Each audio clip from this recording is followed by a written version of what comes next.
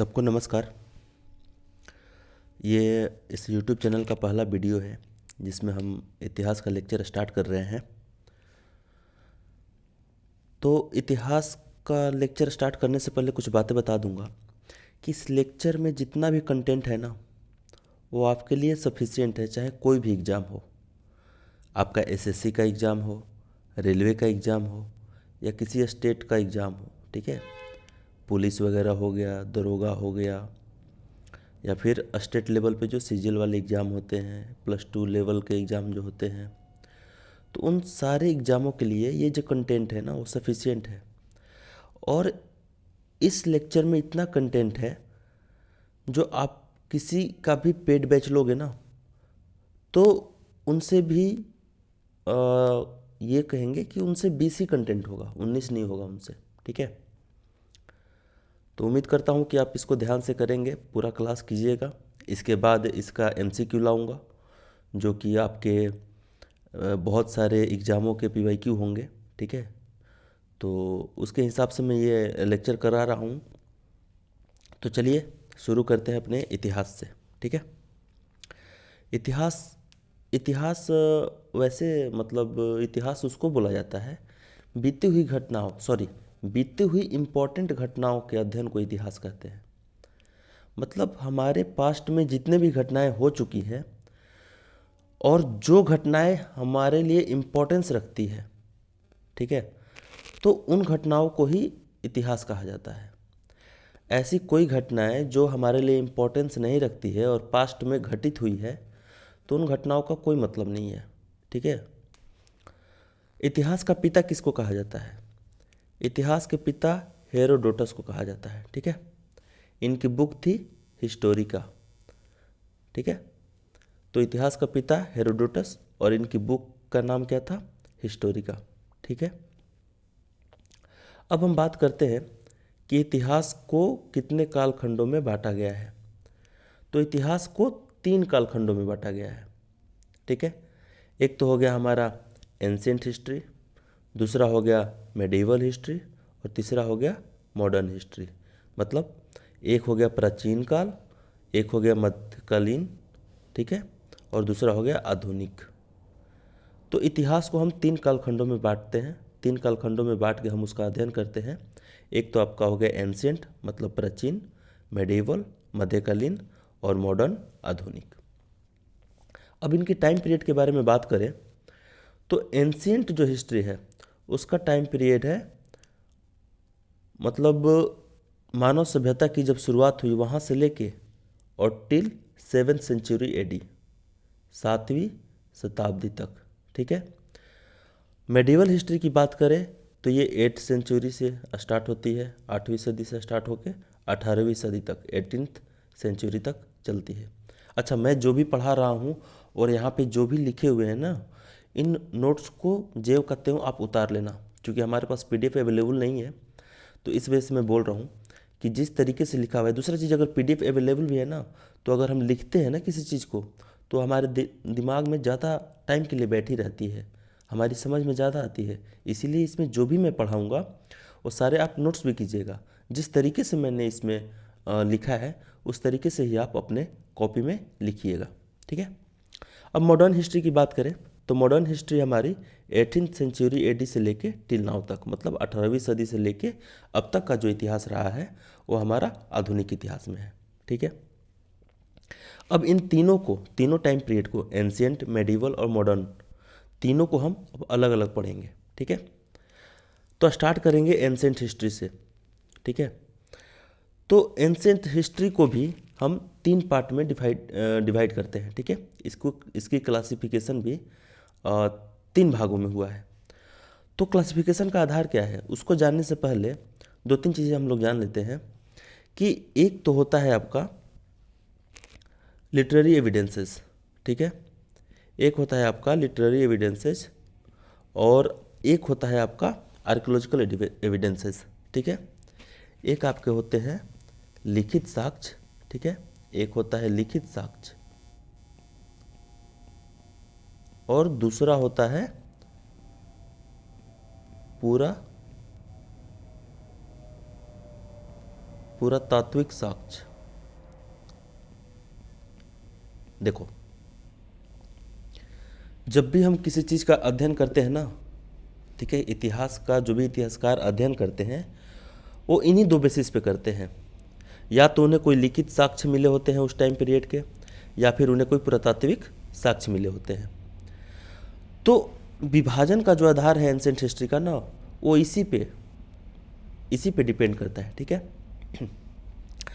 तो लिखित साक्ष्य में क्या हो गया कि मान के चलो कि किसी कालखंड में लिपि का विकास हो रखा है, ठीक है, मानव का बौद्धिक विकास हो रखा है, तो वो कुछ न कुछ वैसे लिखित साक्ष्य छोड़ के जाते थे, ठीक है, या फिर लिखा हुआ उनका मिलता था, जिसके आधार पे हम जो हमारे इतिहासकार हैं वो उनके मतलब समाज की आर्थिक स्थिति, सामाजिक स्थिति, राजनीतिक स्थिति के बारे में 100% श्योरिटी के साथ कह सकते थे। लेकिन जिन कालखंडों में लिखित साक्ष्य नहीं मिले, उनका एकमात्र ही हमारा उस कालखंड के बारे में जानने का एकमात्र स्रोत होता है, वो होता है हमारा पुरातात्विक साक्ष्य, ठीक है। अब अगर हम बात करें विभाजन का आधार, एंसेंट हिस्ट्री को जो हम 3 पार्ट में करते हैं, क्लासिफाइड करते हैं, उसका आधार क्या है? तो एक है हमारा लिखित साक्ष्य, ठीक है, कि किस टाइम पीरियड के लिखित साक्ष्य मिले हैं कि नहीं मिले हैं। दूसरा है हमारा धातु का उपयोग, ठीक है, कि किस कालखंड में कौन से धातु के उपकरण उपयोग में लाए जाते थे। तो अब एंसेंट हिस्ट्री को हम 3 पार्ट में डिवाइड करते हैं, ठीक है, 3 पार्ट में इसका क्लासिफिकेशन करते हैं। पहला हो गया आपका प्री हिस्टोरिक पीरियड, दूसरा हो गया आपका प्रोटो हिस्टोरिक पीरियड, और तीसरा हो गया आपका हिस्टोरिक पीरियड, ठीक है। अब जो ये हिस्टोरिक पीरियड है, ठीक है, प्री हिस्टोरिक पीरियड है, इसको हिंदी में हम लोग बोलते हैं प्रागैतिहासिक काल, प्रोटो हिस्टोरिक को बोलते हैं हम लोग आद ऐतिहासिक काल, और हिस्टोरिक को बोलते हैं ऐतिहासिक काल। क्लियर है इतना? चलो अब आगे हम बात करते हैं कि जो हमने बात किया कि विभाजन का आधार एक तो है आपका ये लिखित साक्ष्य, ठीक है, और दूसरा है आपका धातु का उपयोग, विभाजन का आधार। तो आखिर इन तीनों कालखंडों में अंतर क्या है, ठीक है, इस विभाजन के आधार का अंतर क्या है? अंतर ये रहा कि जो प्री हिस्टोरिक पीरियड है ना, उसका हमें कोई लिटरेरी एविडेंसेज नहीं मिलते हैं, इसका कोई हमें लिखित साक्ष्य नहीं मिलता है। केवल और केवल पुरातात्विक साक्ष्यों के आधार पर ही हमारे इतिहासकार ने इस कालखंड के बारे में जानकारी प्राप्त किया है, ठीक है। प्री हिस्टोरिक पीरियड के बारे में हमें कोई भी लिखित साक्ष्य नहीं मिलते हैं, केवल और केवल पुरातात्विक साक्ष्य मिलते हैं, ठीक है। रीजन क्या था लिखित साक्ष्य नहीं मिलने का? चूँकि प्री हिस्टोरिक पीरियड है ना, ये हमारे मानव सभ्यता के शुरू का पीरियड है, ठीक है, जब मानव सभ्यता का विकास होना आरंभ हुआ तब का पीरियड है। तो उस टाइम पे जो लोग थे ना, उनके कम्युनिकेशन का कोई साधन नहीं था, न किसी लिपि का विकास हुआ था, ठीक है, उनका बस एक जानवर की तरह का जीवन था, ठीक है, कि शिकार करना है, ठीक है, पेट भरना है और कहीं आराम से पड़े रहना है। तो प्री हिस्टोरिक पीरियड उस टाइम पीरियड का ही है बात, तो इसीलिए उस टाइम पीरियड का हमें कोई भी लिखित साक्ष्य नहीं मिला है। अब अगर हम बात करें प्रोटो हिस्टोरिक पीरियड की, तो प्रोटो हिस्टोरिक पीरियड के लिखित साक्ष्य मिले हैं। प्रोटो हिस्टोरिक पीरियड के हमें लिखित साक्ष्य तो मिले हैं, लेकिन उनको डिसाइफर नहीं किया जा सका है। मतलब हमारे इतिहासकारों को प्रोटो हिस्टोरिक पीरियड आदि ऐतिहासिक काल के लिखित साक्ष्य मिले हैं, लेकिन उनको पढ़ा नहीं जा सका है। तो जब लिखित साक्ष्य मिले हैं और पढ़ा नहीं जा सका है, तो उन साक्ष्यों का कोई मतलब नहीं रह जाता है ना। तो प्रोटो हिस्टोरिक पीरियड के बारे में भी हमें जो जानकारी मिलती है वो केवल और केवल पुरातात्विक साक्ष्य से ही मिलेगी, ठीक है। अब अगर हम बात करें हिस्टोरिक पीरियड की, तो हिस्टोरिक पीरियड में हमें लिखित साक्ष्य मिलते हैं, ठीक है, ऐतिहासिक काल का हमें लिखित साक्ष्य मिलता है और उसको डिसाइफर्ड भी किया जा सका है। मतलब लिखित साक्ष्य उपलब्ध है, साथ में उनको पढ़े भी जा सके हैं, ठीक है। तो ऐतिहासिक काल में जो हमारे हिस्टोरियंस हैं, जो हमारे इतिहासकार हैं, वो लिखित साक्ष्यों के आधार पे भी बातें करते हैं, साथ में जो पुरातात्विक साक्ष्य मिले हैं उनके आधार पे भी बात करते हैं, ठीक है। ये तो रहा हमारा लिखित साक्ष्य के आधार पे क्लासिफिकेशन। अब बात करते हैं कि धातु का उपयोग के आधार पे क्लासिफिकेशन, ठीक है, धातु का उपयोग, मतलब इन तीनों टाइम पीरियड में कौन कौन से धातु का उपयोग हुआ करता था, उसके आधार पे इन कालखंडों का भी विभाजन है और अन्य नाम भी है, ठीक है। जैसे प्री हिस्टोरिक पीरियड में मैक्सिमम जो टूल्स मिले हैं वो हमारे स्टोन के टूल्स मिले हैं, पत्थर के औजार मिले हैं। इस वजह से प्री हिस्टोरिक पीरियड को हम पसाड़ काल भी कहते हैं, ठीक है, इसको स्टोन एज भी कहते हैं। दूसरी चीज़, जो प्रोटो हिस्टोरिक पीरियड है, आद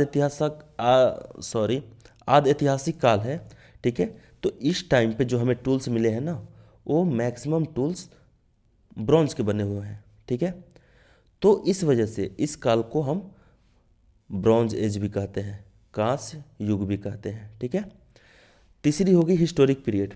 तो हिस्टोरिक पीरियड में लोहे का उपयोग, लोहे की खोज हो चुकी थी, लोहे का उपयोग होना शुरू हो गया था और मैक्सिमम टूल्स जो मिले हैं वो लोहे के मिले हैं, ठीक है। शस्त्र हो गए, कृषि करने का जो भी टूल्स हो गए, ठीक है, एग्रीकल्चर करने के जो टूल्स हैं वो हो गए, तो हमारे किसके मिले हैं, वो हमारे लोहे के मिले हैं। इस वजह से इस टाइम पीरियड को हम लोग आयरन एज कहते हैं, ठीक है, हिंदी में लौह युग कहते हैं। क्लियर हो गया। साक्ष्यों के आधार पे कोई लिखित साक्ष्य नहीं प्री हिस्टोरिक पीरियड में, प्रोटो हिस्टोरिक पीरियड में लिखित साक्ष्य तो मिले हैं लेकिन उसको डिसाइफर नहीं किया जा सका है, पढ़ा नहीं जा सका है, ठीक है। और हिस्टोरिक पीरियड में लिखित साक्ष्य भी है और उनको पढ़ा भी जा सका है। पहला तो ये डिफरेंस है। दूसरा, जो टूल्स यूज हुए, तो प्री हिस्टोरिक पीरियड में स्टोन के टूल्स यूज हुए, ठीक है, तो इस वजह से इसका नाम स्टोन एज हो गया। प्रोटो हिस्टोरिक पीरियड में मैक्सिमम टूल्स ब्रॉन्ज के मिले, इसलिए इसका नाम ब्रॉन्ज एज हो गया। और हिस्टोरिक पीरियड में मैक्सिमम टूल्स आयरन के मिले, लोहे के, तो इस वजह से इसका नाम आयरन एज हो गया। इतना क्लियर है। तो अब इन एंशिएंट हिस्ट्री की जो 3 क्लासिफिकेशन है, इन 3 क्लासिफिकेशनों में हम क्या पढ़ते हैं। तो स्टोन एज में तो हम पसाड़ काल को ही पढ़ते हैं, ये तो क्लियर ही है, ठीक है। प्रोटो हिस्टोरिक पीरियड में हम इंडस वैली सिविलाइजेशन को पढ़ते हैं, सिंधु घाटी सभ्यता को, ठीक है। और इन दोनों के बीच में ही कहीं ना कहीं हम लोग पढ़ते हैं एक चालकोलिथिक पीरियड, ठीक है, ताम्र पसाड़ युग, ठीक है, उसको भी हम अलग से करेंगे, इस चैप्टर के बाद उसी को करेंगे। वो काफ़ी शॉर्ट क्लासेज होगी, हमको लगता है कि 10 से 15 मिनट की क्लासेज होगी वो। तो जो प्री हिस्टोरिक पीरियड है, तो उसमें हम पसाड़ काल, प्रोटो हिस्टोरिक पीरियड में सिंधु घाटी सभ्यता के बारे में पढ़ते हैं, और हिस्टोरिक पीरियड में, ऐतिहासिक काल में, चूँकि जब वैदिक सभ्यता की शुरुआत होती है ना, तो उस टाइम से ही हमें लिखित साक्ष्य मिलने आरंभ होते हैं, जो हमें वेद मिलते हैं, ठीक है, आपके वेदांग मिलते हैं, उपनिषद मिलते हैं, तो ये सारे क्या है, लिखित फॉर्मेट में है, ठीक है, हमारे साहित्यिक स्रोत हैं ये। तो इस आधार पे हमारा वैदिक सभ्यता जब स्टार्ट होती है, तो उस टाइम पे ही हमारा ये हिस्टोरिकल पीरियड स्टार्ट होता है। उसके बाद भी जो हमारे मगध, महाजनपद, बौद्ध धर्म, जैन धर्म, आगे जो भी है हमारा मेडिवल हिस्ट्री भी है, मॉडर्न हिस्ट्री भी है, तो इनके लिखित साक्ष्य मिलते हैं, तो इसको हम हिस्टोरिकल पीरियड में ही पढ़ेंगे, ठीक है। अब बात करते हैं अलग अलग इनकी। अब प्री हिस्टोरिक पीरियड को, प्रोटो हिस्टोरिक पीरियड को और हिस्टोरिक पीरियड को, तीनों को हम अलग अलग अब पढ़ेंगे, ठीक है। तो आज हम पढ़ेंगे प्री हिस्टोरिक पीरियड के बारे में, स्टोन एज के बारे में। प्री हिस्टोरिक पीरियड को और क्या कहा जाता है, प्री हिस्टोरिक पीरियड को और कहा जाता है, इसको स्टोन एज भी कहते हैं, ठीक है, स्टोन एज, इसको पसाड़ काल भी कहते हैं, ठीक है। प्री हिस्टोरिक पीरियड को पसाड़ काल भी कहते हैं, ठीक है, चूँकि पत्थर के औजार अत्यधिक यूज हुए हैं इस टाइम पीरियड में, इसीलिए इसका नाम हो गया है पसाड़ काल, स्टोन एज, ठीक है। अब देख रहे हो यहाँ जितने भी टूल्स हैं, इनके टूल्स देखो, पत्थर लगे हुए हैं इन पे, ठीक है। बाकी हम देखेंगे कौन कौन से टूल्स भी यूज हुआ करते थे, ठीक है। अब बात करते हैं प्री हिस्टोरिक पीरियड के क्लासिफिकेशन के बारे में। प्री हिस्टोरिक पीरियड की क्लासिफिकेशन जो है ना, वो भी 3 पार्ट में हुआ है। प्री हिस्टोरिक पीरियड को भी हम 3 पार्ट में क्लासिफाइड किए हैं, ठीक है। कौन कौन से वो पार्ट हैं, तो वो हमारे पार्ट हैं पैलियोलिथिक एज, ठीक है, दूसरा है मेजोलिथिक एज और तीसरा है नियोलिथिक एज। मतलब पहला है पूरा पसाड़ काल, दूसरा है मध्य पसाड़ काल और तीसरा है नव पसाड़ काल। देखो इसमें जो ये पैलियो है ना, पैलियो का मतलब होता है पुराना, ठीक है। पैलियो का मतलब पुराना और लिथिक का मतलब होता है स्टोन, ठीक है। पसाड़ का मतलब होता है स्टोन, पत्थर, ठीक है। और लिथिक का मतलब होता है पत्थर। मेजो का मतलब क्या होता है? मेजो का मतलब होता है मध्य, और लिथिक का मतलब स्टोन, पसाड़, ठीक है। नियो मतलब नया, ठीक है। लिथिक मतलब स्टोन। इतना कुछ समझ में आ गया? तो अब ये जो 3 टाइम पीरियड है ना, इनको भी हम क्लासिफाइड किए हुए हैं, सॉरी, प्री हिस्टोरिक पीरियड को भी हम इन 3 पार्ट में क्लासिफाइड किए हैं। अब इनका टाइम पीरियड देख लेते हैं, ठीक है। इनके कालखंड को देख लेते हैं कि किस किस समय में ये तीनों जो हमारे काल हैं वो थे। पैलियोलिथिक एज जो था, पूरा पसाड़ काल जो था, वो 5 लाख बीसी से लेके, ठीक है, 10,000 बीसी तक था। 5 लाख बिफोर कॉमन एरा से लेके 10,000 बिफोर कॉमन एरा। मुझे जहाँ तक लगता है कि common era, before common era में आप लोग कोई कंफ्यूज नहीं होंगे, ठीक है। जीसस के जन्म से पहले का जो टाइम है, मान के चलो कि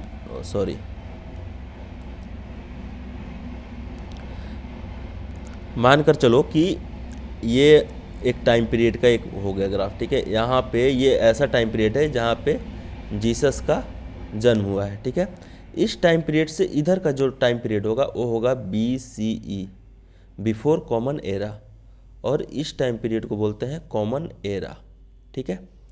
जीसस के जन्म के बाद, कहने का मतलब ये है कि इसको 0 काउंट कर लो, और आज अगर 2025 चल रहा है तो ये 2025 हमारा CE है, ठीक है। हाँ, दूसरी चीज़ 2025 2024 से आगे का साल होगा, ठीक है। लेकिन इसमें क्या होगा BCE में, कि मान के चलो कि यहाँ पर 540 BC है, ठीक है। तो यहाँ पे होगा 550 BC, और 550 BC 540 के पीछे होगा। यहाँ पे देख रहे हो कि जो पिछला टाइम पीरियड है, जो पिछला टाइम है 2024, और 2025 से कम है, लेकिन यहाँ पे 550 BC 540 से ज़्यादा है, लेकिन टाइम के हिसाब से ये पहले आएगा, उसके बाद 540 आएगा। इतनी चीज़ें क्लियर हो गई होगी बिफोर कॉमन एरा और कॉमन एरा के बारे में, क्लियर है? तो इतनी चीज़ें अपना ध्यान में रखना। तो ये जो टाइम पीरियड है जो मैं अभी बता रहा हूँ, 5 लाख BC से 10,000 BC, ठीक है, ये है पूरा पसाड़ काल का। अब बात करते हैं मध्य पसाड़ काल का। तो मध्य पसाड़ काल का टाइम पीरियड है 10,000 BC से लेके 6,000 BC तक, ठीक है। 10,000 BC से लेके 6,000 BC तक का जो टाइम पीरियड है वो मध्य पसाड़ काल का है। और नौ पसाड़ काल का टाइम पीरियड कहाँ है? 7,000 BC से लेके 2,000 BC तक, ठीक है। कितना है? 7,000 BC से लेके, एक मिनट,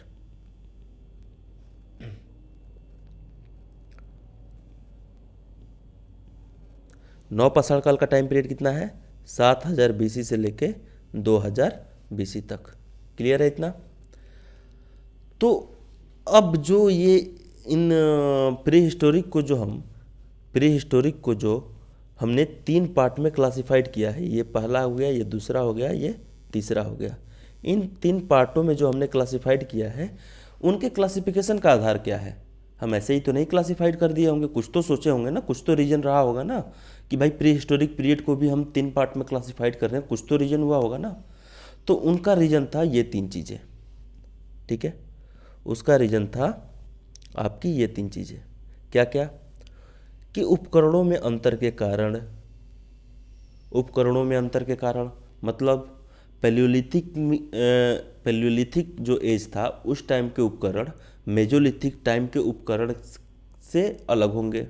मेजोलिथिक का नियोलिथिक और पैलियोलिथिक से अलग होगा, और नियोलिथिक का पैलियोलिथिक और मेजोलिथिक से अलग होगा। ऐसा नहीं है कि मेजोलिथिक टाइम पीरियड में सिर्फ मेजोलिथिक टाइम पीरियड का ही टूल्स चलेंगे। पैलियोलिथिक जो पहले से टूल्स चले आ रहे हैं वो तो चलेंगे ही चलेंगे, ठीक है, लेकिन उन टूल्सों में मॉडिफिकेशन होंगे, ठीक है। जैसे अभी मोबाइल खरीदते हैं तो उसमें अपडेट आते हैं ना, उस प्रकार से इनके टूल्स में अपडेट आएंगे। कैसे? मान के चलो कि शुरू में ये जो जैसे पत्थर उठाते थे वैसे ही उसका उपयोग करते थे। बाद में इन्होंने पत्थरों को और शार्प करना स्टार्ट किया, ठीक है, माफ करना। मान के चलो कि शुरू में उन्होंने जिस प्रकार से पत्थर पड़े हुए थे सड़क पे, मान के चलो कहीं मैदान में पड़े हुए थे सड़क, उन्होंने उसको वैसे ही उठा के उसका उपयोग कर लिया। फिर उनका जब बौद्धिक विकास हुआ तो उन्होंने उस पर उसके फ्लेक बनाए, ठीक है, फ्लिंट बनाए, ठीक है, फिर पॉलिश किए। इस तरह से इनके उपकरणों के अंतर के कारण इसको 3 पार्ट में क्लासिफाइड करते हैं। दूसरी क्लासिफिकेशन का आधार क्या है? जलवायु, ठीक है। अब पैलियोलिथिक एज मतलब पूरा पसाड़ काल के टाइम पे जलवायु कुछ और होगी, मध्य पसाड़ काल के टाइम पे जलवायु कुछ और होगी, नव पसाड़ काल पर के टाइम पे जलवायु कुछ और होगी, ठीक है।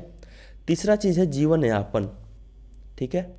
जीवन यापन तरीका भी बदलेगा ना, क्योंकि देखो ये देखो ना कि 5 लाख बीसी से, ठीक है, 5 लाख बीसी से ये 2000 बीसी तक का ये तीनों टाइम पीरियड है। तो ऐसा तो नहीं है ना कि जीवन यापन उनका जो 5 लाख बीसी में जीवन चल रहा होगा वो आपके 2000 बीसी में भी जीवन वही चल रहा होगा, नहीं। मान के चलो आज से अगर 20-25 साल पहले सोचो तो हमारे लिए ये जो मोबाइल फ़ोन है वो क्या था? कुछ नहीं था। कम्युनिकेशन का साधन क्या था? टेलीफोन था, ठीक है। लेकिन अब देखो मॉडिफिकेशन आया ना, मोबाइल हो गया, ठीक है, सबके हाथों में मोबाइल हो गया, जिसको मन चाहे उसको कॉल कर दो, जहाँ से मन चाहे वहाँ से कर दो। तो ये क्या है? ये अपडेट है, ठीक है, मॉडिफिकेशन है, बौद्धिक विकास हुआ। तो बौद्धिक विकास के कारण ही नहीं ये चेंजेज आए, तो जीवन यापन करने का तरीका में भी बदलाव आएगा। तो उपकरणों में अंतर के कारण, जलवायु में अंतर के कारण और जीवन यापन में अंतर के कारण ही प्रागैतिहासिक काल को, प्री हिस्टोरिक टाइम पीरियड को इन 3 भागों में बांटा गया है। क्लियर हो गया इतना? तो अब हम इनको भी अलग अलग पढ़ेंगे, ठीक है। तो स्टार्ट करेंगे पैलियोलिथिक एज से, ठीक है। पैलियोलिथिक एज पूरा पसाड़ काल, ठीक है, पैलियोलिथिक एज से इसको स्टार्ट करेंगे। तो पहले हम बात करते हैं पिता। हिस्ट्री के जो पिता थे वो थे हेरोडोटस, उनकी बुक थी हिस्टोरिका, है ना। लेकिन जब पसाड़ काल की बात करते हैं ना तो पसाड़ काल का पिता माना गया है रॉबर्ट ब्रूस फूट को, ठीक है। पैलियोलिथिक एज या पसाड़ काल के अगर फादर की बात करें तो कौन थे? Robert Bruce Foote. क्यों माना जाता है भाई? तो इन्होंने क्या किया था कि तमिलनाडु में एक पलवरम नाम का जगह है, तमिलनाडु में पलवरम नाम का एक जगह है, वहाँ पर इन्होंने 1863 ईस्वी में, ठीक है, रिसर्च स्टार्ट किया। ध्यान रखना, तमिलनाडु के पलवरम में 1863 ईस्वी में रॉबर्ट ब्रूस फूट ने क्या स्टार्ट किया? रिसर्च स्टार्ट किया, पसाड़ काल के बारे में जानने की अनुसंधान स्टार्ट की, शुरुआत की, ठीक है। इस वजह से इनको पसाड़ काल का पिता कहा जाता है, ठीक है। दूसरी चीज़, पलवरम जो है, तमिलनाडु का जो पलवरम ये स्थान है, यहाँ से उन्हें क्या मिला? हैंड एक्स मिला, ठीक है। रॉबर्ट ब्रूस फूट को तमिलनाडु के पलवरम से क्या मिला था? हैंड एक्स मिला था। इतना क्लियर हो गया? अब बात करते हैं पैलियोलिथिक एज की क्लासिफिकेशन के बारे में। अब यहाँ पे ध्यान से देखो, ये जो टाइम पीरियड है ये, ठीक है, ये जो टाइम पीरियड है वो है आपका 5 लाख बीसी से 10,000 बीसी। ये बहुत बड़ी टाइम पीरियड है, ठीक है। तो ऐसा तो है नहीं कि इन पूरे टाइम मतलब 5 लाख बीसी से लेके 10,000 बीसी तक सब कुछ एक ही चल रहा होगा, एक ही जैसा चल रहा होगा। चेंजेस तो आए होंगे ना। अब क्या चेंजेज आए वो हम देखेंगे, आगे देखेंगे कि कैसे टूल्स में चेंजेज आए, जीवन यापन के तरीका में भी कैसे बदलाव आए। लेकिन इन तीनों को भी हम लोग 3 पार्ट में क्लासिफाइड करते हैं, ठीक है। पहला पार्ट जो क्लासिफाइड करते हैं उसको बोलते हैं लोअर या ईयरली पैलियोलिथिक एज, लोअर या ईयरली पैलियोलिथिक एज, ठीक है, मतलब निम्न पूरा पसाड़ काल। पैलियोलिथिक एज को हम 3 पार्ट में बांटते हैं। पहला पार्ट हो गया आपका लोअर या ईयरली पैलियोलिथिक एज, दूसरा आपका हो गया मिडिल पैलियोलिथिक एज, मध्य पूरा पसाड़ काल, ठीक है, और तीसरा आपका हो गया अपर पैलियोलिथिक एज, उच्च पूरा पसाड़ काल। जिस तरीके से मैंने लिखे ना नोट्स उसी तरीके से बनाइएगा, क्योंकि आपको एक क्रम के अनुसार ही सारी कुछ चीज़ें याद हो जाएगी। और नोट्स बनाओगे ना तो उसमें आपको मैं यकीन के साथ कह रहा हूँ कि 80% चीज़ें ध्यान में आ जाएगी। अभी मैं पढ़ा रहा हूँ, ठीक है, तो कुछ चीज़ें समझ में आएगी, जब आप नोट्स बनाओगे तो और ज़्यादा समझ में आएगा, ठीक है। इसीलिए मैं नोट्स बनाने पे फोकस ज़्यादा दे रहा हूँ, क्योंकि खुद से लिखोगे तो ज़्यादा सही रहेगा तुम्हारे लिए, ठीक है, मेमोरी के लिए। अब बात करते हैं इनके टाइम पीरियड के बारे में। जो पैलियोलिथिक एज है उसकी जो 3 क्लासिफिकेशन हुए हैं उनके टाइम पीरियड के बारे में जान लेते हैं। तो लोअर पैलियोलिथिक एज का जो टाइम पीरियड है वो है आपका 5 लाख BC से लेके, ठीक है, 1.5 लाख BC तक। मतलब 5 लाख बिफोर कॉमन एरा से लेके 1.5 लाख बिफोर कॉमन एरा तक, 5 लाख ईसा पूर्व से लेके 1.5 लाख ईसा पूर्व तक।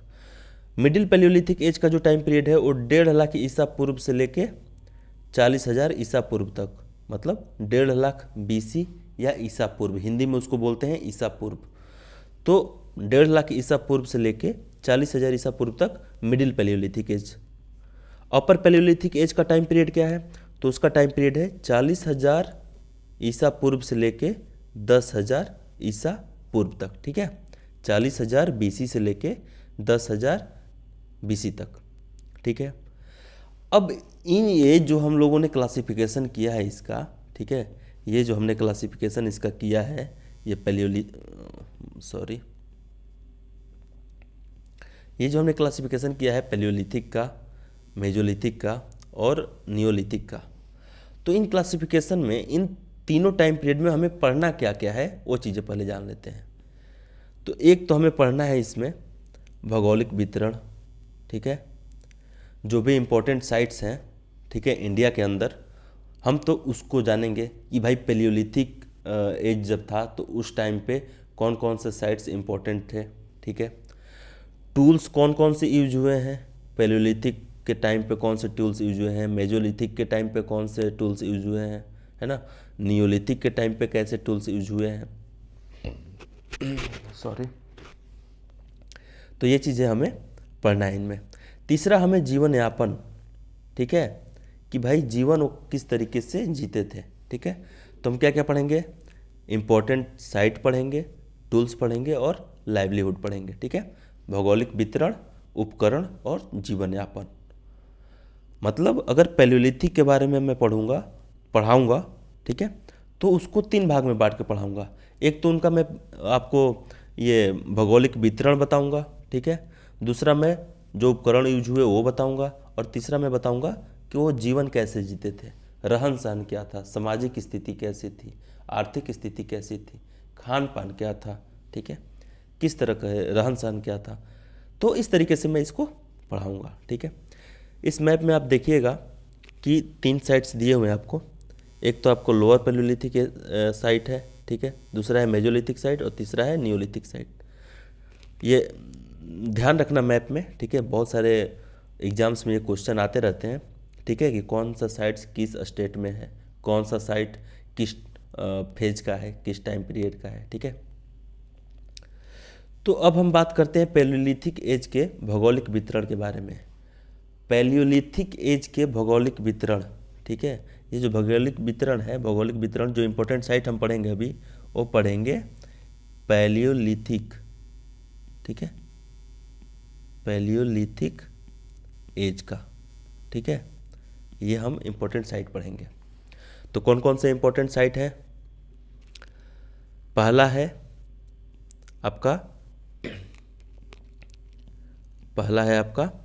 पाकिस्तान, ठीक है। तो पाकिस्तान में हमें सोहन नदी घाटी, उसको फिर मैप में दिखा दूंगा कहाँ कहाँ पर है। तो पाकिस्तान में कौन सा है? सोहन नदी घाटी। उत्तर प्रदेश में बेलन नदी घाटी है, ठीक है, ये सारे पैलियोलिथिक साइट हैं, ठीक है।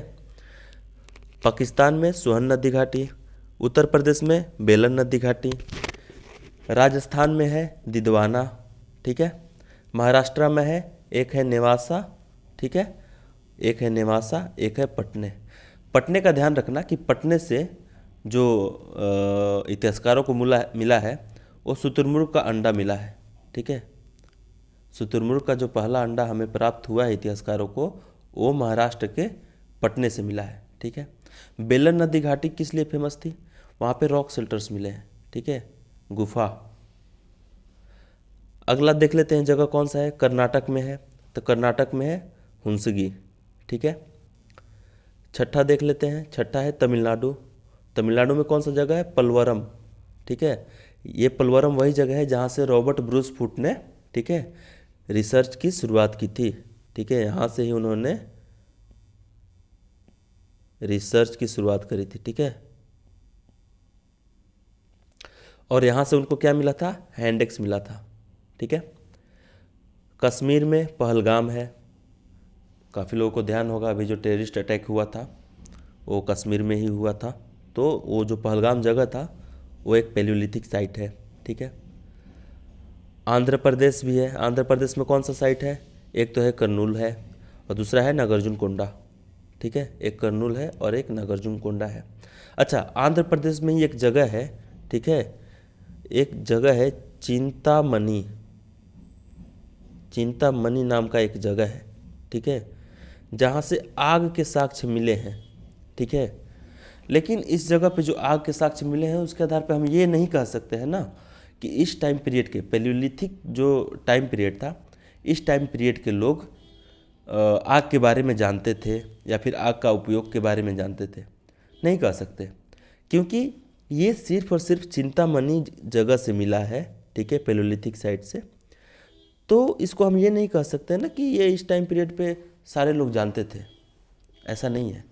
अगर आग का उपयोग की हम बात करें तो अगर आग का उपयोग होगा तो वो मैक्सिमम जगहों पे उसके आपके सोर्सेज मिलेंगे, ठीक है, साक्ष्य मिलेंगे, लेकिन नहीं मिला है। मध्य प्रदेश में कौन सा है जगह? तो मध्य प्रदेश में भीमबेटका है, ठीक है। भीमबेटका किसके लिए फेमस है? गुफा चित्रकारी के लिए, ठीक है। जो भी उस टाइम पीरियड के मानव रह रहे होंगे वो गुफा की दीवारों पे चित्रकारी किए हुए हैं। तो ये मध्य प्रदेश में भीमबेटका काफ़ी फेमस है, ये एग्ज़ाम के पॉइंट ऑफ व्यू से ये काफ़ी फेमस है, ठीक है, ध्यान रखना। बिहार में एक साइट है पैसारा जो कि मुंगेर में पड़ता है, तो ये भी एक पैलियोलिथिक साइट है। ये हमने भौगोलिक वितरण पढ़ लिया पैलियोलिथिक एज के। देखो पैलियोलिथिक एज में कौन कौन से साइट्स हैं। एक तो ये हो गया आपका सोहन नदी की घाटी, ठीक है, दिदवाना राजस्थान में, भीमबेटका मध्य प्रदेश में, ठीक है, बेलन वैली यूपी में, ये नेवासा महाराष्ट्र में, यहीं पे पटने भी है, ठीक है, हुसंगी कर्नाटक में, नागार्जुनकोंडा आंध्र प्रदेश में, कर्नूल आंध्र प्रदेश में, यहाँ पे पलवरम भी है यहीं पे। तो ये सारे साइट्स हैं पैलियोलिथिक साइट्स, ठीक है।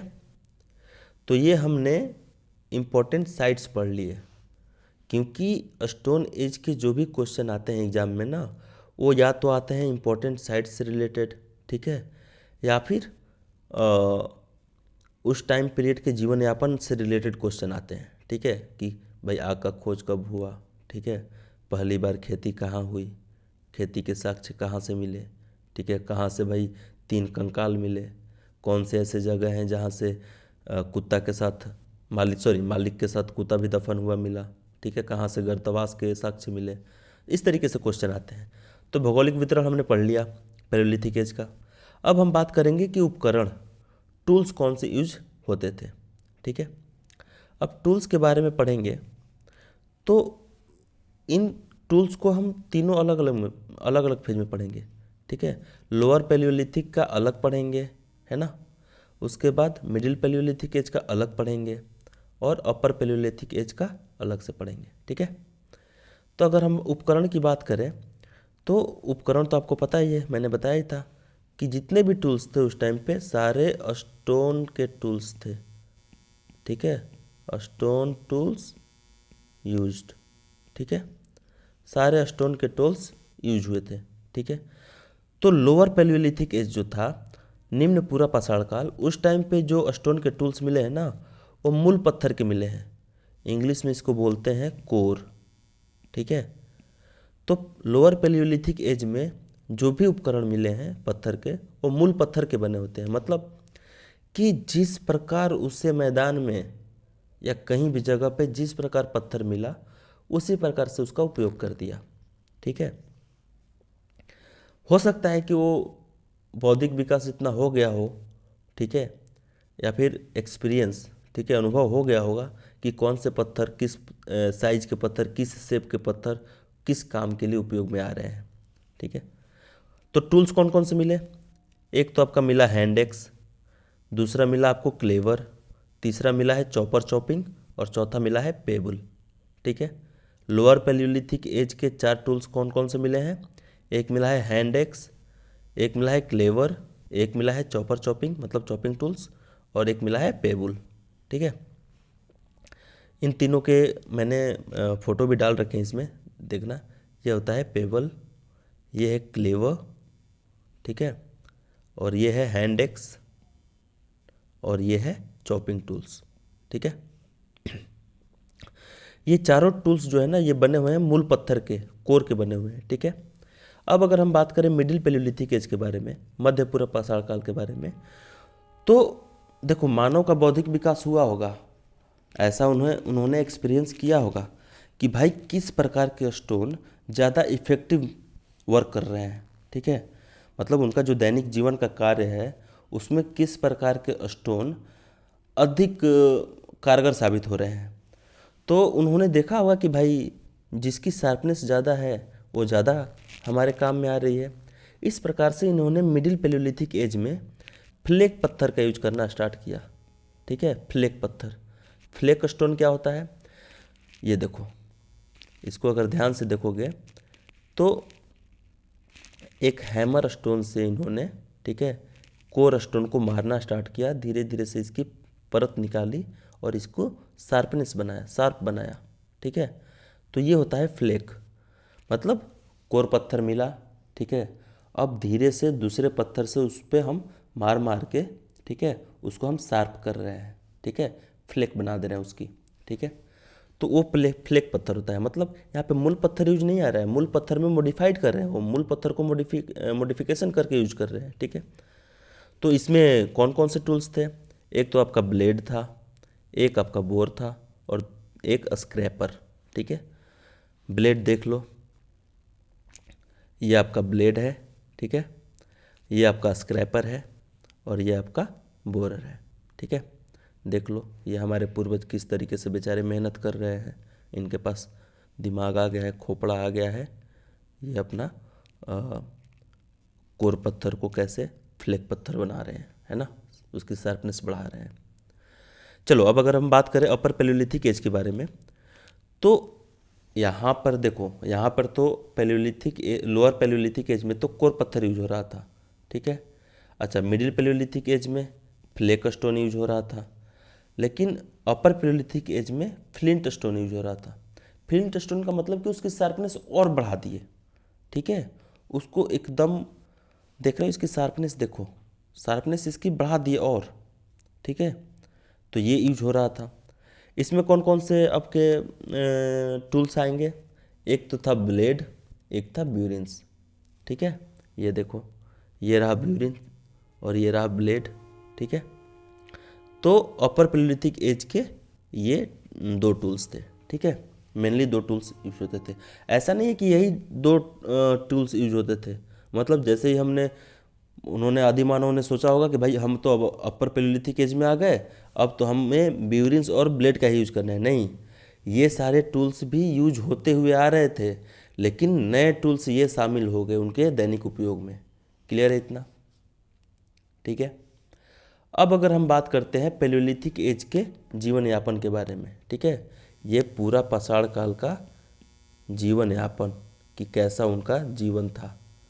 ठीक है, तो देखो, चूंकि ये मानव सभ्यता के शुरुआती दौर का समय था, ठीक है, तो भाई अगर शुरुआती दौर है तो हमारे आसपास जो भी संसाधन हैं हम उसी का उपयोग करके ना अपना विकास देखेंगे। ठीक है, उसी का उपयोग करके हम जीवन निर्वाह करेंगे। तो चूंकि शुरू में उनकी बौद्धिक विकास भी नहीं थी, वो जानवर प्रवृत्ति के थे। भाई हंटिंग कौन करता है? जानवर ही करता है ना। जानवर अपना पेट भरने के लिए हंटिंग करता है, शिकार करता है। वो भी शिकार करते थे, वो भी क्या थे? शिकारी थे और खाद्य संग्राहक थे, मतलब हंटर्स थे और फूड गैदरर थे। ठीक है, शिकार कर लिए, गए आसपास जो भी जंगल है उसमें से कुछ भी हमें फल फूल मिला अपना ले लिए भाई, ठीक है, उसको खा के। अच्छा, इसमें भी बड़ा मुश्किल काम होता था। मुश्किल कैसे काम होता था कि मान के चलो कोई जानवर अगर इनसे ज़्यादा मजबूत हुआ, ठीक है, ताकतवर हुआ, इनसे ज़्यादा तेज हुआ, तो गए थे शिकार करने, खुद ही शिकार होके आ गए, है ना, शिकारी ही शिकार बन गया, ये भी होता था। दूसरी चीज़, फूड गैदरिंग करने आते थे, ठीक है, तो अब इन्हें ये पता नहीं है ना कि कौन सा फल खाने योग्य है, कौन सा फल जहरीला है। तो भाई इसमें ये दो चीज़ें भी थी, ठीक है, ये दो चीज़ें बड़ा फैक्टर करती थी कि भाई कौन से जानवर का शिकार करने लायक है, ये किस जानवर का शिकार नहीं करने लायक है, चूँकि टूल्स की भी उतनी अधिकता नहीं है, ठीक है, टूल्स भी हमारे काफ़ी बेसिक लेवल के हैं।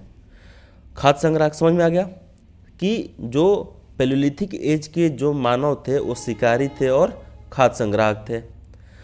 दूसरा, रहते कहाँ थे, वो या तो रहते थे खुले मैदान में या प्राकृतिक गुफाओं में, ठीक है, या तो खुले मैदान में रहे या तो प्राकृतिक गुफाओं में रहे।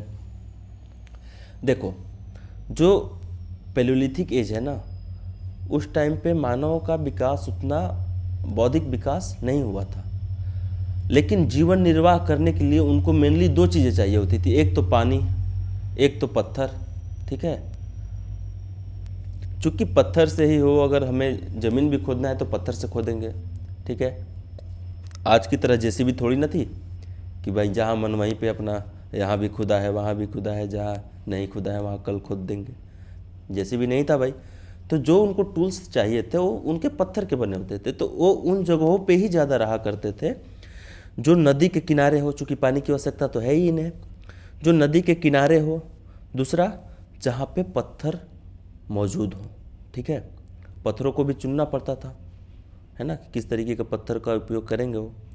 तो रहते कहाँ थे, खुले मैदान में, प्राकृतिक गुफाओं में, खासकर नदियों के आसपास ही रहते थे, ठीक है, जहाँ पे पत्थर भी मौजूद हो। जलवायु कैसा था पैलियोलिथिक एज में, तो जलवायु काफ़ी ठंडी थी उस टाइम पे, ठीक है, जिसको हम लोग बोलते हैं हिमयुग भी बोलते हैं पैलियोलिथिक एज को, आइस एज, ठीक है, प्लेस्टोसिन आइस एज, ठीक है। तो जीवन यापन में क्या क्या देखें कि मानव शिकारी था और खाद्य संग्राहक था। दूसरा, खुले मैदान या गुफाओं में रहता था, खासकर नदियों के आसपास ही रहता था। तीसरा, जलवायु जो था वो काफ़ी सर्द था, ठीक है, काफ़ी गर्म था, ठीक है। देख रहे हो भाई, ये हमला कर रहे हैं भाई, देख लो, ये क्या कर रहे हैं, हंटिंग कर रहे हैं, ये क्या कर रहे हैं, हंटिंग कर रहे हैं, ये क्या कर रहे हैं, फूड गैदरिंग करके लाए हैं, रह कहाँ रहे हैं, गुफाओं में रह रहे हैं ये, ठीक है, ये भीमबेटका की गुफा है। तो समझ गए, हंटिंग करते थे, फूड गैदरिंग करते थे, गुफाओं में रहते थे, खासकर नदी के किनारे। ये इस आग को इग्नोर करना पैलियोलिथिक साइट्स में, ठीक है, क्योंकि आग के साक्ष्य हमें एक जगह ही मिला है, बस चिंतामणि में, लेकिन इस काल का वो, ठीक है, मुख्य वो शामिल नहीं है, मुख्यता में शामिल नहीं है कि आग का उपयोग करना जानते ही थे। वो तो बस मैंने एक पिक्चर डाल दिया है, तो इसको इग्नोर करना, ठीक है, इसको मैं मिटा ही देता हूँ, आग है ही नहीं भाई, है ना। चलो, अब हम अगर इस भीमबेटका रॉक शेल्टर्स के बारे में बात कर लें, इस भीमबेटका के बारे में बात कर लें, ठीक है, तो ये काफ़ी इम्पोर्टेंट साइट है। ये इम्पोर्टेंट साइट किस लिए है, क्योंकि बहुत सारे एग्जाम में ये क्वेश्चन पूछे गए हैं कि भाई गुफा चित्रकारी कहाँ से प्राप्त हुआ है, तो वो भीमबेटका से हुआ है, ठीक है। तो भीमबेटका की खोज कब हुई थी, तो ये खोज हुई थी 1957 और 58 ईस्वी के दौरान। एक V.S. वाकड़कर जी थे जो ट्रेन से ट्रैवल कर रहे थे।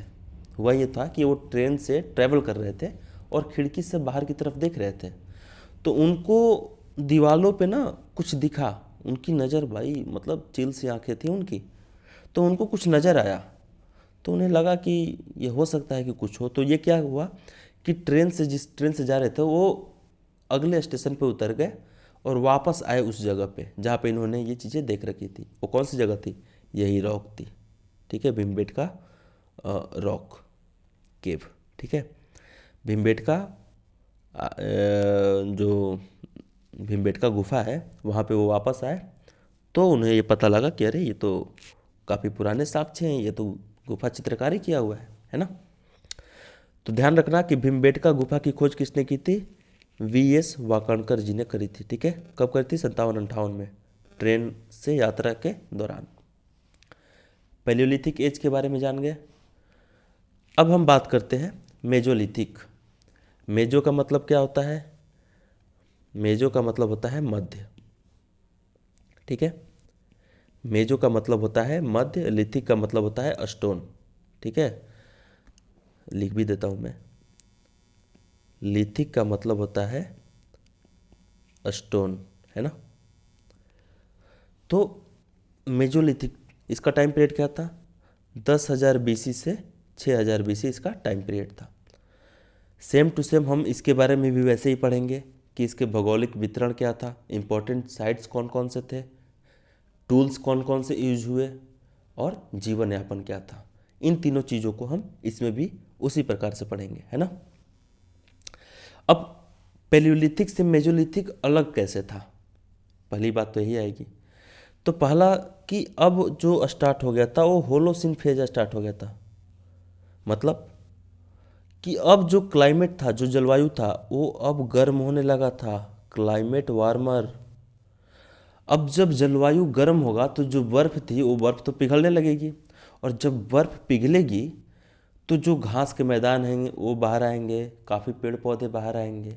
अब जब घास के मैदान में घासें आएंगी, पेड़ पौधे आएंगे, तो शाकाहारी जो भी जंतु थे जो उन घासों को खाकर जिंदा रहते थे, उनकी भी संख्या बढ़ेगी। जब उनकी संख्या बढ़ेगी तो जो जानवर उन जानवरों का, उन शाकाहारी जानवरों का शिकार करके अपना पेट पालते थे, उनकी संख्या भी बढ़ेगी।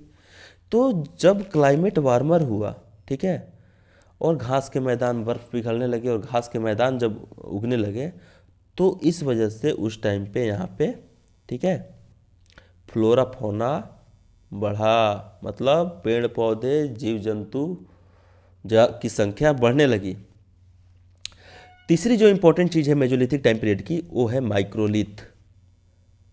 ये एग्जाम में भी आता है, ध्यान रखना। Microlith used. माइक्रोलिथ मतलब, माइक्रो मतलब तो छोटा होता है, लिथ मतलब स्टोन, छोटे सूक्ष्म पत्थर का उपयोग होने लगा। ठीक है, अब इनकी साइज क्या थी? इनकी साइज थी 1 सेंटीमीटर से लेके 5 सेंटीमीटर तक की। ठीक है, ये जो छोटे से छोटे छोटे जो सूक्ष्म स्टोन टूल्स यूज होते थे। ठीक है, तो माइक्रोलिथ कहाँ यूज होता था? मेजोलिथिक टाइम पीरियड में, मध्य पाषाण काल में माइक्रोलिथ यूज होता था, ध्यान रखना ये। अब हम बात करते हैं कि मेजोलिथिक पीरियड के इम्पोर्टेंट साइट्स के बारे में। ठीक है, पहला हो गया कि मध्य प्रदेश में भीमबेटका। ये भीमबेटका आपको तीनों जगह मिलेगा, पैलियोलिथिक एज के भी साइट्स में मिलेंगे, मेजोलिथिक एज के भी साइट्स में मिलेंगे, और नियोलिथिक एज के भी साइट्स में मिलेंगे। ठीक है, तो मध्य प्रदेश में एक तो भीमबेटका है, एक है आदमगढ़। भीमबेटका से क्या मिला है? गुफा चित्रकारी। और आदमगढ़ से क्या मिला है? पशुपालन का पहला साक्ष्य मिला है आदमगढ़ से। ठीक है, अगली बात है उत्तर प्रदेश की बात करते हैं। ठीक है, उत्तर प्रदेश में कौन कौन से जगह हैं जो कि मेजोलिथिक टाइम पीरियड के हैं? एक है चौपानी मांडो, एक है आपका चौपानी मांडो, यहाँ से बर्तन के साक्ष्य मिले हैं। ठीक है, दूसरा है सरायनाहर, यहाँ से सावधान ब्यूरियल प्रैक्टिस। ठीक है, मतलब शवों को किस प्रकार से, मतलब ब्यूरियल प्रैक्टिस किस प्रकार से की जाती थी, कोई जला के करता है, ठीक है, कोई दफना के करता है, तो सरायनाहर में सावधान के भी साक्ष्य मिले हैं। तीसरा महदाहा, तो महदाहा से क्या क्या मिला है? एक तो सावधान ब्यूरियल सिस्टम का जो ब्यूरियल प्रैक्टिस थी उसके साक्ष्य मिले हैं। सिलबट्टा मिला है, अनाज को कूटने वाला जो होता है, सिलबट्टा का भी साक्ष्य मिला है महदाहा से। अधजली हड्डियाँ, समझ रहे हो? अधजली हड्डियाँ मिलने का मतलब क्या हुआ? अधजली हड्डियाँ मिलने का एक तो मतलब ये हुआ कि वो आग का उपयोग कर रहे थे, क्योंकि अगर आग का उपयोग करेंगे नहीं तो अधजली हड्डियाँ कहाँ से मिलेंगी, है ना। एक चीज़ है दमदमा, एक जगह है दमदमा, वहाँ से भी उन्होंने समाधान का भी प्रमाण मिला है। हड्डी के वहाँ से आभूषण मिले हैं और 3 मानव कंकाल मिला है। ठीक है, एक ऐसा कब्र मिला है जिसमें 3 मानव थे, है ना। राजस्थान की अगर बात करें तो राजस्थान में बागौर एक जगह है। ठीक है, यहाँ से हमें पशुपालन के साक्ष्य, तो पशुपालन के 2 साक्ष्य मिल गए, एक तो आपका आदमगढ़ भी मिल गया और एक बागौर मिल गया। लेकिन इसके अलावा और कहीं पशुपालन का साक्ष्य मिलता नहीं है, इसीलिए इसको हम इस कालखंड की नियमित विशेषता में नहीं मानेंगे। हम ये चीज़ नहीं इसको मानेंगे कि भाई मेजोलिथिक टाइम पीरियड में पशुपालन की शुरुआत तो हो रखी थी लेकिन उस लेवल पे नहीं हो रही थी। ठीक है। चौथा, गुजरात में एक जगह है मेहसाना, वहाँ पे है लंगनाच। ठीक है। कर्नाटक में संगनकल्लू है जगह। संगनकल्लू किस चीज़ के लिए फेमस है, तो वहाँ पे राख का टीला मिला है। ठीक है। और एक है तमिलनाडु में है तुतिकोरिन। ठीक है, ये लाल बालू क्षेत्र है और यहाँ से मतलब बहुत अधिक मात्रा में औजार मिले हैं। मेजोलिथिक का टाइम पीरियड के जो भी इम्पोर्टेंट साइट्स है ध्यान रखना, मध्य प्रदेश में भीमबेटका आदमगढ़, उत्तर प्रदेश में चौपानी मांडो, सरायनाहर, महदहा, दमदमा, राजस्थान में बागौर, गुजरात में लंघनाच और कर्नाटक में संगनकल्लू, तमिलनाडु में तूतीकोरिन। ठीक है, देख लो मैप में बता दे रहा हूँ कि आपका कौन कौन से मेजोलिथिक साइट्स हैं। ठीक है, तो एक तो हो गया आपका पहले हमने किसका देखा था, मध्य प्रदेश में एक तो हो गया ये भीमबेटका। ठीक है, इसको इस तरीके से देखते हैं, मध्य प्रदेश में हो गया एक तो हो गया आपका भीमबेटका और ये आदमगढ़, वही सही था भाई, ओह गॉड। तो एक हो गया आपका भीमबेटका, एक हो गया आदमगढ़। ठीक है, उसके बाद उत्तर प्रदेश में आपको हो गया ये क्या बोलते हैं, सरायनाहर, महदहा। ठीक है, चौपानी मांडो भी है वहाँ पे और आपका वो दमदमा भी है ना। अच्छा, उसके बाद गुजरात में लंगनाज है ना, राजस्थान में बागौर है। तो ये सारे जो साइट्स हैं वो आपके मेजोलिथिक साइट्स हैं। ठीक है, अब मेजोलिथिक टाइम पीरियड के टूल्स कौन कौन से मिले हैं, है ना। अब टूल्स के बारे में देख लेते हैं कि भाई टूल्स कौन कौन से मिले हैं। तो देखो सबसे मेन जो है ना माइक्रोलिथ है।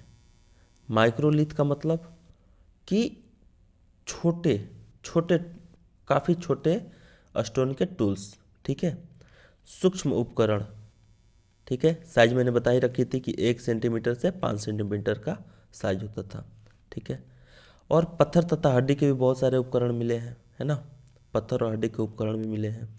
अच्छा, ये जो स्टोन टूल्स थे ना ये किसके बने होते थे, ये भी फ्लेक टेक्नोलॉजी का ही यूज करके बनाते थे इसको भी।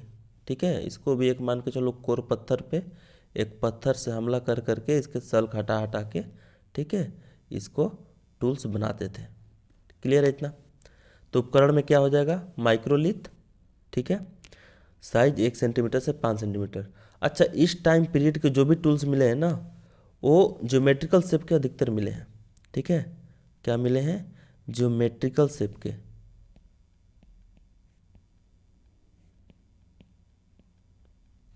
ठीक है, जैसे अर्धचंद्राकार, त्रिभुजाकार, चतुर्भुजाकार। कुछ जगह पे तीर कमान के भी साक्ष्य मिले हैं। ठीक है, मतलब ऐसा माना जाता है कि तीर कमान का भी टेक्नोलॉजी का भी मतलब इस टाइम पे विकास हो गया था, है ना। अब मेजोलिथिक टाइम पीरियड की अगर हम जीवन यापन की बात करें, ठीक है, कि लोग उस समय कैसा जीवन जीते थे, कैसे रहते थे। ठीक है, तो अगर हम उसकी बात करें तो पहले तो हमने देख लिया कि भाई जलवायु गर्म हो रखा था। ठीक है, और ये जो होलोसिन एज है ना वो मेजोलिथिक टाइम पीरियड से लेके अब तक चला आ रहा है। ठीक है, आइस एज तो स्टार्ट हुआ, उसके बाद मेजोलिथिक टाइम पीरियड से जो होलोसिन फेज चला आ रहा है ना वो अब तक चला आ रहा है। तो जलवायु क्या था, गर्म हो गया था। मैंने बताया कि भाई जलवायु जब गर्म हुआ तो बर्फ पिघला तो किस प्रकार पेड़ पौधे और जानवरों की संख्या बढ़ी, है ना। चूल्हा और अधजली हड्डियाँ, इनका साक्ष्य मिलने से ये पता चलता है कि कि वो पका हुआ भोजन करने लगे थे। ठीक है। अब भाई ऐसा हुआ होगा कि मान के चलो कुछ ऐसा नेचुरल डिजास्टर हुआ होगा, ठीक है, जिसमें मान के जंगल जल गया हो। तो जंगल जल गया होगा तो इन्हें भूख लगी होगी, तो उन्होंने देखा होगा कि भाई जले हुए जानवर भी मिले हों उन्हें। जब उन्होंने उन जले हुए जानवरों को खाया तो इन्हें अच्छा लगा होगा, इनको भाई लगा होगा यार ये तो KFC वाला है, हैं। तो भाई इन्होंने फिर शिकार करके, ठीक है, आग जलाना सीख के उसको फिर पका हुआ भोजन करना स्टार्ट कर दिए थे। पशुपालन के साक्ष्य मिलते हैं, देखो पशुपालन का साक्ष्य मिला है, एक तो बागोर से मिला है राजस्थान में, और एक मध्य प्रदेश के आदमगढ़ से पशुपालन के साक्ष्य मिले हैं। लेकिन यह इस काल की नियमित विशेषता नहीं है, क्योंकि मैक्सिमम जगहों पे वो साक्ष्य मिले नहीं है ना। तीसरी चीज़ हम इसमें देखें, ये पांचवी चीज़ अब इसमें देख लेते हैं कि लकड़ी और मिट्टी के झोपड़ी तो मिले हैं, लेकिन संसाधनों की कमी के कारण ये अस्थायी तौर पर एक जगह रहे नहीं होंगे। मतलब मान के चलो मैं आज जिस जगह पे हूँ, ठीक है, अगर मेरी जॉब है, अगर वो मेरी जॉब नहीं रही तो मेरा यहाँ रहने का कोई मतलब ही नहीं है, पहली चीज़। दूसरी चीज़, आदमी को जिंदा रहने के लिए, मानव को जिंदा रहने के लिए भाई पेट तो पालना ही है, ठीक है। तो ऐसा होता होगा ना कि भाई मान के चलो कि इस सीजन में ये अनाज उगे, ये फल उगा जो नेचुरल तरीके से उगता है, ठीक है। तो हो सकता है कि ऐसा सीजन आया होगा कि भाई वो सूख गए होंगे पेड़ पौधे, तो उन्हें अनाज मिल नहीं रहा होगा। हो सकता है कि जानवर वहाँ के ख़त्म हो गए, उन्होंने ख़त्म कर दिया होगा खा पी के, हैं, स्वाहा। तो भाई जब शिकार भी नहीं मिलेगा, जब आपको फूड गैदरिंग करके भी फूड नहीं मिलेंगे, तो क्या करेंगे, वहाँ पे अस्थायी तौर पे तो रहेंगे नहीं, वो कहीं और भोजन की तलाश में जाएंगे। हो सकता है कि भाई न किसी नदी के किनारे रहते हो, उस नदी का पानी सूख गया हो, है, तो भी वो अस्थायी तौर पे वहाँ पे नहीं रहेंगे। तो लकड़ी और मिट्टी की झोपड़ी मिली है, लेकिन संसाधनों की कमी के कारण ये अस्थायी तौर पर नहीं रहते होंगे, ठीक है। तो इसका मतलब ये हुआ कि अस्थायी निवास नहीं था उनका। ये अभी भी शिकारी और खाद्य संग्राहक ही थे। भले ही शिकार करके आके वो अपना पका के खाते थे, लेकिन अभी भी वो क्या थे, शिकारी थे, हंटर ही थे और फूड गैदरर ही थे। इन्होंने पहला पालतू पशु किसको बनाया, पहला पालतू पशु बनाया कुत्ता को। देखो यहाँ पे, ठीक है, पहला पालतू पशु किसको बनाया, कुत्ता को बनाया। देख रहे हो ये भीमबेटका की गुफा में भाई पेंटिंग कर रहा है ना, भोजन पका के खा रहा है। ये आग जलाना सीख गया है, क्योंकि आग जलाना सीखा है तभी तो भोजन पका के खा रहा है ना।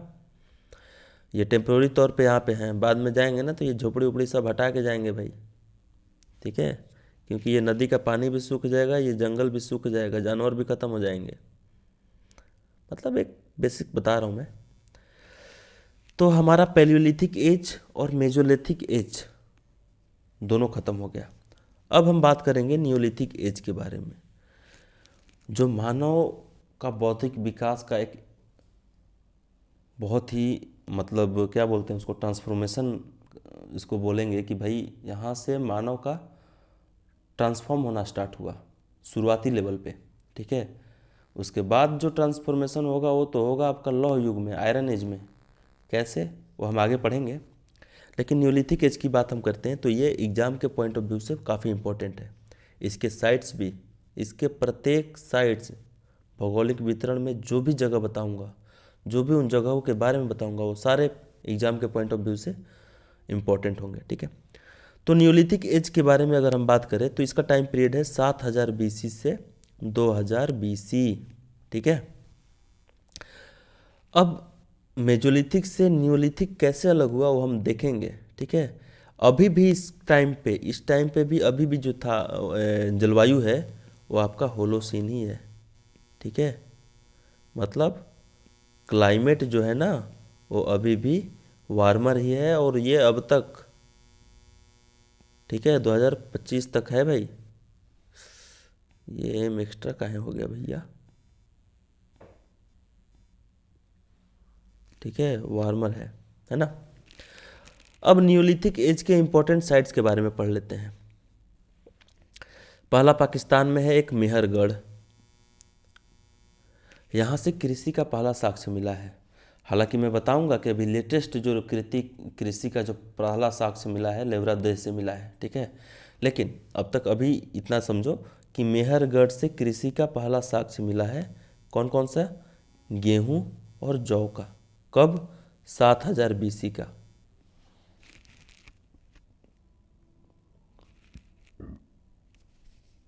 गॉड, ठीक है। तो पाकिस्तान के मेहरगढ़ से क्या मिला है? कृषि के साक्ष्य मिले हैं। प्रथम साक्ष्य हैं 7000 BC, मतलब 7000 BC के वो साक्ष्य हैं, ठीक है। दूसरा उनको मिला है मिट्टी का घर, मड ब्रिक्स घर, ठीक है। अब बात करते हैं कश्मीर की। तो कश्मीर में एक जगह है बुरझोम, ठीक है।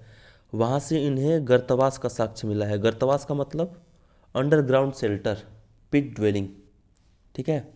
तो गर्तवास का साक्ष्य कहाँ से मिला है? मतलब कि बुरझोम में जो लोग रहते थे वो ज़मीन के अंदर घर बना के रहते थे, ठीक है भाई। वो ज़मीन के अंदर घर बना के रहते थे। बुरझोम में और क्या मिला है? और मिला है मालिक के साथ कुत्ता दफन, ठीक है। बुरझोम जो कि कश्मीर में है, वहाँ पर उनको एक इतिहासकारों को एक कब्र मिला है और उस कब्र में मालिक के साथ कुत्ता दफन, मतलब एक आदमी है और आदमी के साथ एक कुत्ता दफन है। तो ऐसा हुआ होगा ना कि मान के चलो आदमी मर गया होगा, तो हो सकता है कि साथ में कुत्ते को भी वहीं पे दफना दिए हो, या फिर जब कुत्ता मर गया हो उसके बाद उसी जगह पे उन्होंने दफना दिए हो। कुछ भी पर्सपेक्टिव हो सकता है, क्योंकि जब भी हम प्री हिस्टोरिक की बात करते हैं, प्रोटो हिस्टोरिक की बात करते हैं, तो एक हम अनुमान के तौर पे ही करते हैं। जो भी इतिहासकार हैं वो भी अनुमान लगा के ही करते हैं। जो भी उनको पुरातात्विक साक्ष्य मिलते हैं उसके बारे में वो अनुमान ही लगाते हैं, है ना। क्योंकि अगर 100% श्योरिटी के साथ कहना हो तो उसके लिए साहित्यिक साक्ष्य की जरूरत पड़ेगी। तो कश्मीर में जो बुरझुम है वहाँ से क्या मिला? गर्तवास मिला है, पिट ड्वेलिंग का साक्ष्य मिला है, मालिक के साथ कुत्ता दफन, ठीक है। वहाँ पे एक जगह है गुफकराल, ठीक है, जिसको हम बोलते हैं केव ऑफ पोटर्स, ठीक है। तो गुफकराल से क्या मिला है? मृदभांड का पहला साक्ष्य। मृदभांड क्या होता है? पॉटरी, ठीक है। तो पॉटरी का पहला साक्ष्य कहाँ से मिला है? ये आपको मिला है गुफकराल से, ठीक है। बिहार में एक जगह है चिरांद, ठीक है। अब भाई आदमी को चिरोगे तो बचेगा क्या? हड्डी ही बचेगा। जब हड्डी बचेगा तो उसका हम गहना बना के पहन लेंगे भैया, या हड्डी का हम अपना हथियार बनाएंगे, है ना। तो बिहार में एक जगह है चिरांद, वहाँ से बोन टूल्स ज़्यादा मिले हैं, हड्डी के उपकरण ज़्यादा मिले हैं। उसी प्रकार उत्तर प्रदेश में एक कोल्डिहवा है, नैनी के पास है ये, ठीक है, नैनी जंक्शन के पास पड़ता है ये कोल्डिहवा। वहाँ से चावल का प्राचीनतम साक्ष्य मिला है 6000 BC। लेकिन अभी मैं एक बताऊंगा आपको लेवरा देह, तो वहाँ भी चावल का ही साक्ष्य मिला है, लेकिन वो कब का मिला है? 9000 BC का मिला है, वो मैं बताऊंगा आगे। अगला साइट देख लेते हैं मेघालय। मेघालय में गारो पहाड़ी मिली है। गारो पहाड़ी न्यूलिथिक साइट है। असम में दौजली हार्डिंग, ये किसी एग्जाम में क्वेश्चन था, ठीक है, कि भाई असम का साइट दौजली हार्डिंग कहाँ पे है? असम में है ना। यहाँ पे क्या मिला है? यहाँ पे जेडेटाइट स्टोन मिला है, ठीक है, जिसको ग्रीन स्टोन भी कहते हैं। जेडेटाइट या ग्रीन स्टोन के साक्ष्य दार्जिली हार्डिंग से मिले हैं, ठीक है। तमिलनाडु में है पय्यमपल्ली, है ना। एक भारत से बाहर है जो तुर्की में है, कैटल ह्यूक करके जगह, ठीक है। वहाँ पर फर्स्ट ह्यूमन प्रोटो सिटीज मिली है, ठीक है। तुर्की के कैटल ह्यूक में फर्स्ट ह्यूमन प्रोटो सिटीज मिला है, ठीक है। अब यहाँ पे न्यूलिथिक साइट देख लेते हैं भारत के मैप पे कौन कौन सा है ना। तो पहले तो यहाँ से स्टार्ट करते हैं, बुरझुम है, ठीक है, और यहीं पे है आपका एक तो ये बुरझुम हो गया, ठीक है, मेहरगढ़ हो गया, हाँ, आपका ये कोल्डिहवा हो गया, चिरांद हो गया, दार्जिली हार्डिंग हो गया, मस्की हो गया, हल्लूर हो गया, पय्यमपल्ली हो गया, उतनूर हो गया, ठीक है। तो ये जो सारे साइट्स हैं ना वो न्यूलिथिक साइट्स हैं, ठीक है। देखो मैं जो बात बोल रहा था ना बताने की, वो यही थी, ये वाला पॉइंट, ठीक है। अभी लेटेस्ट है ये कि जो कृषि का प्राचीनतम साक्ष्य जो मिला है ना वो लेहुरा देह से मिला है, ठीक है। कौन सा? फसल? चावल का। किस टाइम पीरियड का? 9000 BC का। देख रहे हो, मेहरगढ़ में 7000 BC में मिला है, मेहरगढ़ में, ठीक है। लेकिन यहाँ पर 9000 BC में मिला है लेवरादेह में। तो ये बीएसएससी में एक बार क्वेश्चन आया हुआ था, ठीक है। बीएसएससी ने पूछ रखा था कि भाई कृषि का प्राचीनतम साक्ष्य कहाँ से प्राप्त हुआ है। तो उसमें 4 ऑप्शन थे, तो 4 ऑप्शन में 2 क्वेश्चन मैंने देख रखे हैं ऐसे कि एक क्वेश्चन में था कि भाई 4 ऑप्शन थे, 4 ऑप्शन में एक में मेहरगढ़ भी था और लेवरादेह भी था। तो जिस क्वेश्चन में लेवरादेह और मेहरगढ़ दोनों हो, तो उसमें लेवरादेह को बीएसएससी ने, बिहार का एक एग्ज़ाम है, तो बीएसएससी ने लेवरादेह को सही माना। और जिसमें मेहरगढ़ हो, लेवरादेह नहीं हो ऑप्शन में, उसमें मेहरगढ़ को सही माना, ठीक है। तो ये ध्यान रखना। अब बात करते हैं कि भाई टूल्स कैसे मॉडिफाइड हुए। तो भाई पहले क्या होते थे कि शुरू में तो उन्होंने मूल पत्थर का उपयोग किया, लेकिन उसके बाद उन्होंने फ्लेक और फ्लिंट स्टोन का यूज किया। और नियोलिथिक जब टाइम पीरियड आया तो उस टाइम पे वो पॉलिश्ड स्टोन यूज करने लगे। मतलब अब वो स्टोन को पॉलिश्ड करके, ठीक है, जिसको सेल्ट बोलते हैं, स्टोन को देख रहे हो, पॉलिश पूरी पूरी पॉलिश कर रखी है, तो पॉलिश स्टोन यूज होने लगे, है ना। अब जीवन यापन की बात करते हैं, ठीक है। जो नियोलिथिक जो टाइम है, ठीक है, उस टाइम पे लाइवलीहुड कैसा था, जीवन यापन कैसा था। तो पहला तो ये जान लो कि भाई उन्होंने एग्रीकल्चर प्रैक्टिस स्टार्ट कर दिया था, ठीक है, कृषि उत्पादन स्टार्ट कर दिया था, खेती करना शुरू कर दिया था, ठीक है। पशुपालन स्टार्ट कर दिया था उन्होंने, है ना। कृषि फसल उगाना स्टार्ट कर दिया था, पशुपालन स्टार्ट कर दिया था, है ना। अब मेहरगढ़, लेवरादेह जो जगह है, कोल्डिहवा है, वहाँ से हमें कृषि के साक्ष्य मिलते हैं। इसका मतलब यही है कि भाई कृषि का उत्पादन स्टार्ट हो गया था, भाई फसल का उत्पादन। पशुपालन के भी साक्ष्य मिलते हैं, है ना, पशुपालन स्टार्ट हो गया था न्यूलिथिक में। अब भाई कृषि उत्पादन होगा तो फसल में जो भी हमें अनाज मिलेंगे वो कहाँ रखेंगे, वो रखेंगे मनका में या घड़ा में, है ना। तो भाई मनका भी मिला है न्यूलिथिक साइड से, ठीक है, घड़ा और मनका न्यूलिथिक साइड से मिला है। अच्छा, अगर हम फसल उगाएंगे तो उस फसल की हमें देखभाल भी करनी पड़ेगी, जानवरों से उसकी रक्षा भी करनी पड़ेगी, सिंचाई व्यवस्था भी देखनी पड़ेगी, समय समय पे उसके मतलब जो भी हानि पहुंचाने वाले घास होंगे तो उनको भी हटानी पड़ेगी। मतलब अगर हम फसल उगा रहे हैं, फसल उत्पादन कर रहे हैं, कृषि कर रहे हैं, तो हमें उस कृषि को काटने तक, बुआई से लेके काटने तक हमें उस फसल की देखभाल करनी पड़ती है।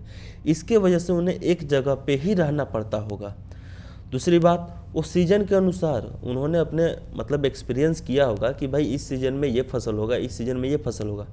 तो सीजन के अनुसार अब जब कृषि कर रहे हैं तो सीजन के अनुसार वो फसल बदल बदल के भी करेंगे। तो जब एग्रीकल्चर प्रैक्टिस में आ जाएंगे तो वो अस्थाई आवास की उनको ज़रूरत पड़ेगी, ठीक है। पहिए का भी आविष्कार हो गया। भाई अब अनाज ढोने के लिए, एक जगह से दूसरे जगह ढोने के लिए कुछ ना कुछ तो चाहिए, तो भाई पहिए का भी जुगाड़ कर लिया था उन्होंने। आग का उपयोग तो करना सीख ही गए थे। देख लो भाई साहब, पहिया लेके खड़े हैं, कंफ्यूज हैं कि पहिया का यूज कैसे किया जाए, हाँ। इन्होंने पहिया तो बना दिया, बस 19-20 का ही फर्क है पहिए में, है ना। यहाँ पे देखो, इन्होंने पहिया बनाया, इन्होंने फसल बोना स्टार्ट कर दिया, है ना। यहाँ पे देखो, ये फसल बो रहे हैं, सॉरी काट रहे हैं, है ना। यहाँ पे भोजन पक रहा है, आग है, अस्थाई आवास है ना। यहाँ पे देखो यहाँ पे देखो पशुपालन है, हाँ। यहाँ पे घड़ा भी है कि नहीं। अस्थाई आवास तो है ही, पशुपालन हो रहा है ना, यहाँ भी पशुपालन है। तो नियोलिथिक एज का जो जीवन यापन था, वो कृषि उत्पादन भी हो रहा था, पशुपालन भी हो रहा था, घड़े का भी उपयोग हो रहा था, अस्थाई आवास भी हो गया था, पहिए का भी आविष्कार हो गया था और आग का उपयोग भी होना स्टार्ट हो गया था। तो ये रहा हमारा स्टोन एज का पूरा चैप्टर, ठीक है। इसमें एक पॉइंट और ये जान लो कि काफ़ी हास्यप्रद है ये, ठीक है, कि पाषाण काल के लोग घोड़े के बारे में जानते थे, लेकिन इसके आगे जो आएगा सिंधु घाटी सभ्यता, तो सिंधु घाटी सभ्यता के लोग घोड़े के बारे में नहीं जानते थे।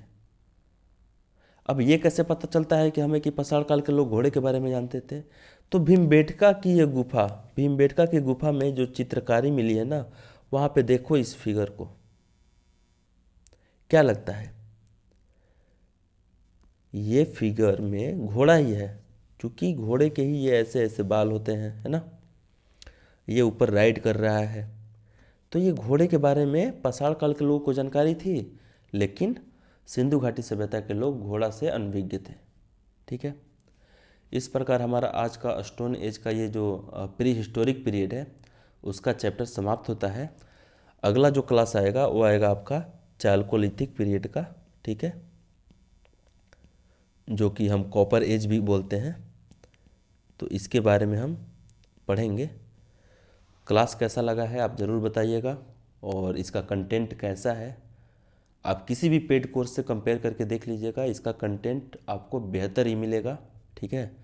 किसी भी टॉपिक में कोई भी फैक्ट इसमें छूटा नहीं है। आप PYQ जब सोल्व करने जाओगे, ये क्लास कर लो, उसके बाद PYQ सोल्व करने जाओ, ठीक है। आपको ऐसा कोई भी PYQ नहीं मिलेगा जो इससे सोल्व नहीं होगा, स्टोन एज से रिलेटेड जितने भी क्वेश्चन होंगे, ठीक है। इसको आप देख लेना और अन्य कंटेंट से भी कंपेयर कर लेना जो पेड कोर्स के हैं। चूँकि मैं ये फ्री में इसलिए डाल रहा हूँ क्योंकि बहुत सारे जो हमारे भाई हैं वो भाई नहीं अफोर्ड कर सकते, ठीक है, पेड कोर्स, तो उनके लिए इतना कंटेंट भर भर के कंटेंट इसमें डाल दिया गया है जो कि आपके सारे एग्ज़ाम में योगदान देंगे, है ना। तो चलो, ऑल द बेस्ट, तैयारी करते रहो और नोट्स ज़रूर बना लेना इसका। एक बार नोट्स बना लोगे, ठीक है, तो ये 10 मिनट में तो इसका रिवीजन कर लोगे, और जब बार बार रिवीजन कर लोगे तो ये आपके कंठस्थ हो जाएगा, आपके दिमाग में रहेगा, ठीक है। अगर मेरा कंटेंट सही लगा हो, पढ़ाने का तरीका सही लगा हो, सब कुछ अच्छे से समझ में आया, तो सब्सक्राइब कर देना, लाइक भी कर देना, ठीक है। और जिस भाई को भी आप बताना चाह रहे हो कि भाई ऐसा कंटेंट मिल रहा है, उसको शेयर भी कर देना। चलो, तब तक के लिए गुड बाय।